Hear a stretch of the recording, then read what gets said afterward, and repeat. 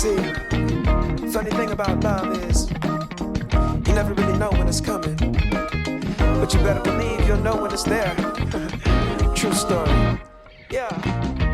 One thing I know about love, you never know when it's coming, but you sure know it when it does. Yeah. One thing I know about love, you might get what you ask for, so you better be sure.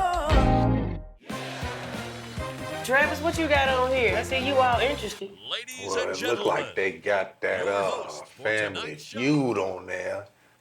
And you know that Steve Harvey got like 10 different television programs on. You saw right again. I heard he had another show. That man's a multi-millionaire. Boy, I tell you. Hey, but Travis, I know you've got to be glad you out of that school system, honey, because these kids are something I ain't never seen before. Well, I know I'm glad I'm retired. I mean, what had happened today? I know it was something. Mm-hmm, you know it was. There's never a time when it's uneventful, but at least today it was not violent. There's this little girl. Mm-hmm. Her name is Becky. Now, Becky is in the 8th grade, and she's been there since she's been in the 6th grade, and I've known her this whole entire time. This is the sweetest little baby. She's never in trouble. You don't see her, in the bad mix with nothing. But Becky has a secret. Oh, I love secrets. Mm-hmm, girl, I know you do. But don't tell me that the baby's being abused. No, thank goodness it's not that. No, not that. She's pregnant? No, thank the Lord it's not that either. Okay. Lord, because it's an epidemic. Nope, not that either. Well, spit it out, girl. I mean, what is it?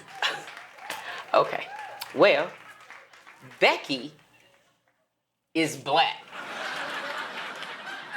Is that all? I mean, congratulations, Becky. That's not what I mean. No, okay, what it is Becky is not black. Like she's black-white. Okay. White-black. Well, I mean, they are having these mixed kids out here today. No, that's not what I mean. Okay, what I mean is Becky, if that's even her real name, is a black little girl who is pretending to be white. Oh. And I'm talking about white, like the whole thing. Straight white people hair. I mean, the way that she dresses, her friends, her activities, everything. I mean, she is playing the entire role. People have been doing that for years. It was very popular in the antebellum period. The what? The antebellum period. That's the period. It extended from the conclusion of the War of 1812 to the start of the American Civil War of 1861. And that era was marked by the prevalence of slavery and the societal norms that cultivated, Huh. Well, I mean, you're right, but how'd you remember all that? Travis, I know some stuff. Well, I see. See, Sylvia, passing for white was a way of escaping slavery. Mm-hmm. Once they left the plantation, the slaves who could pass for white could experience some safety in their perceived whiteness. To pass for white was to pass for free. Well, how many people could really do that? I mean, I don't know if I could ever pass for white. I mean, I'm light-skinned and all that, but I just don't think that there's ever a way that I could do it. Becky did that thing. I mean, she really did it. Like, sometimes I could probably pass as Hispanic, because I be in the bedroom when I get to speak in Spanglish and be like, I put the Hispanic roll on for Papi, Is that what you be doing? Yeah, the speaking the gracias and all that, habla English, But, I don't think I'll ever be able to do it like Becky did. I mean, she was really white. Yeah, they call that invisible blackness.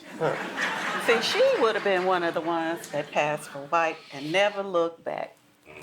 However, if white folks caught you passing for white, they would throw you right back into slavery and label you as a runaway. And who wants to live as a slave when they can live freely like white people? That's I right. mean, even after the emancipation, people were still doing it. Now, the emancipation was when the slaves were freed, right? Right. The conclusion of the Civil War is what supposedly freed the black people. But it was all about that money the most. I mean, that's what the Civil War was about anyway. It was all about that money, baby. I love that the bitch in me. Yeah, I mean, you know, the black folks was doing all of the work, and then the white folks, they didn't want to give up that labor. They didn't want to give up their workforce, and they never considered us but a fraction of a person anyhow. So our well-being never came into question. I mean, it was all about that almighty dollar. That's what it was all about. True. And they called those mixed women mulattoes. I've had people think that I was a mulatto, but I'm not. Both my parents are black. Oh, are they? Ooh, child, you parents could are have fooled me. Yeah. I done heard that name before too, mulatto. I thought they was trying to call me out of my name or something. Yeah. See, y'all was in the house. I was outside Oh, Travis. in the fields. Travis. I mean, look at me. Well, you know what?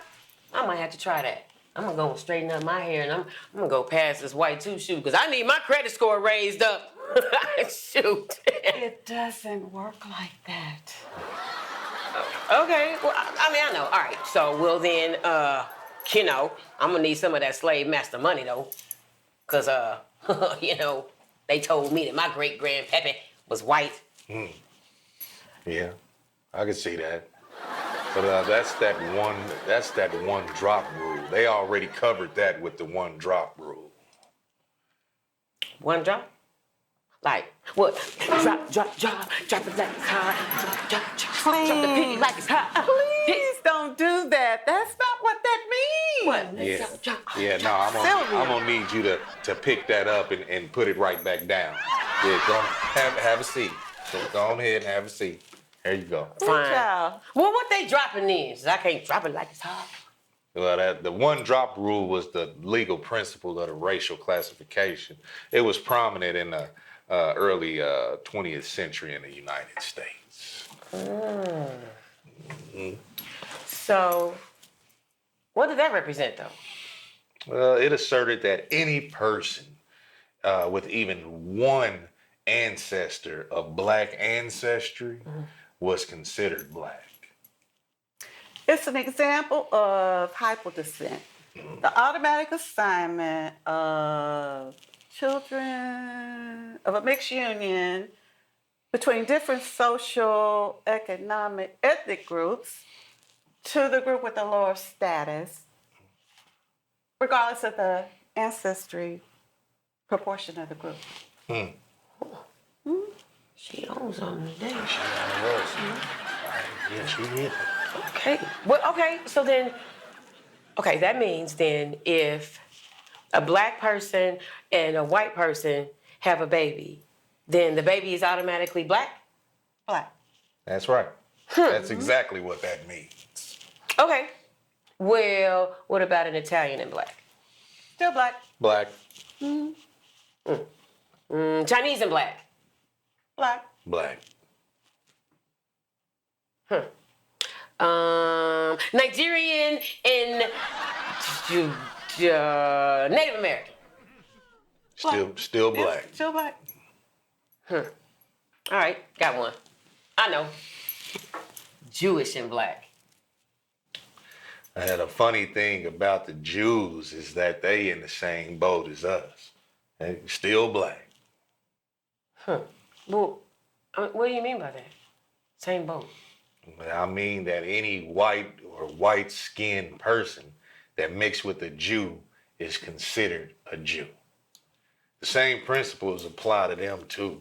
That's why they always trying to play the who had it worse game, comparing the Holocaust to slavery. I didn't know they did that. Yeah, girl, that's a thing amongst scholars of history, comparing the tragedies of slavery. That's messed up. That's real messed up. I'm trying to get me some reparations. I need some money. I need some land. Or I need something. They never gave us anything. Not that I can recall. See, they gave a little bit of land and a little bit of money to the Indians. But they haven't done that for us. And we made them all kinds of money. Well, it's a shame what they did to them Indians. I'll tell you that much. And we don't want them to do to us like they did the Indians either. That deal they got was not all of that. The white people, they benefited more than the Indians did. Well, how? Like, what do you mean? They gave them land and food and stuff, right? What they did was they implemented the Dawes Act. Yeah, it was named after that Senator Henry L. Dawes of Massachusetts.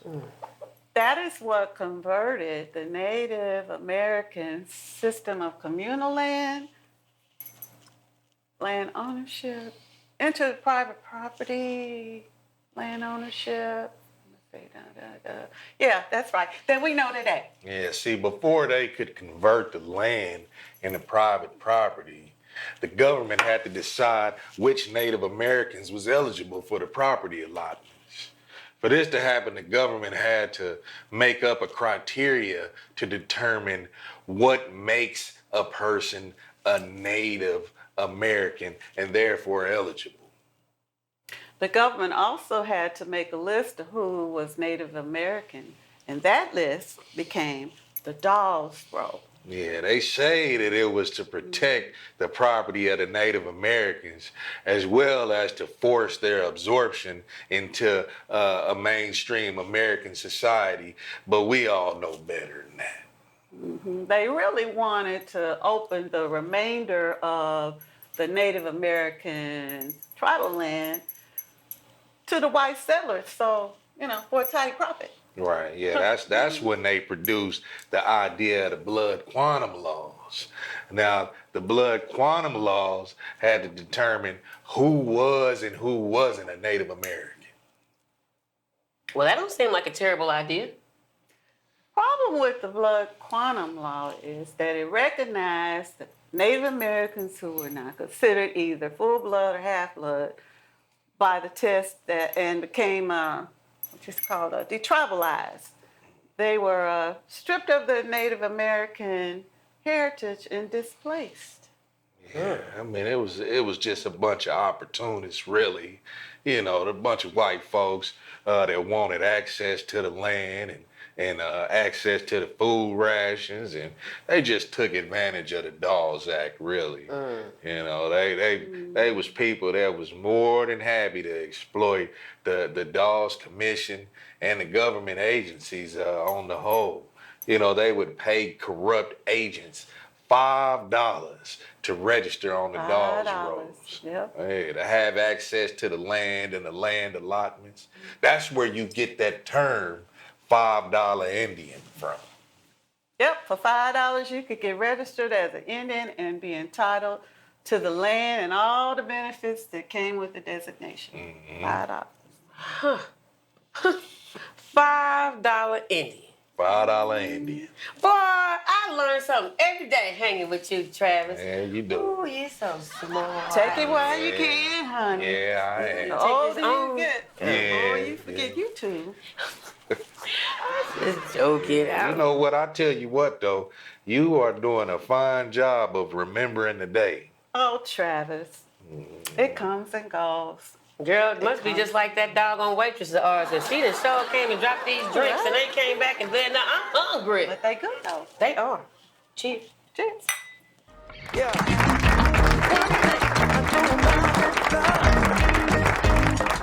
You never know when it's coming, but you sure know it when it does.